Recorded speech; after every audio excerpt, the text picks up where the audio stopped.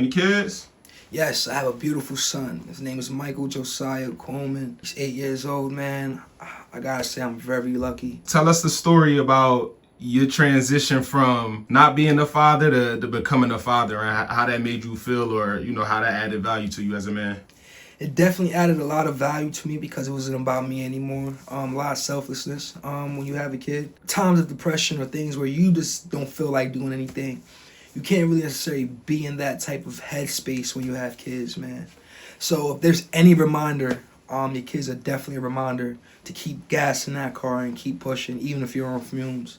So I appreciate me having a son for that, because I feel as though as a man, I wouldn't really have gotten to my peak or even be able to evolve much further or take myself in serious, areas if it wasn't for me having a kid, especially raising a young man. You know what I mean? Or what were you doing at the time, like work-wise, school? What were you doing with your life when you found out you had a son? How did that shift your plans in any way?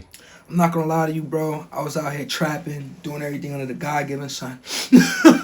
I wouldn't really, again, we're all from it, right? Misdirected until we're actually directed, right? So I was out here, I'm not gonna tell you exactly what I was doing, you know what I'm saying? Because we're not, I was outside getting it. I was in different states. I was, barely home.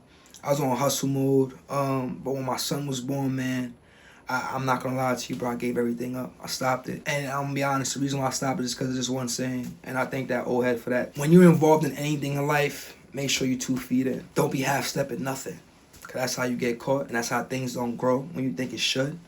You know what I'm saying? When you put 100% effort into something, yeah, flowers grow all the time. Even if they're weeds, flowers grow. You know what I'm saying? So Facts. we just keep that in mind. So shout out to the OG.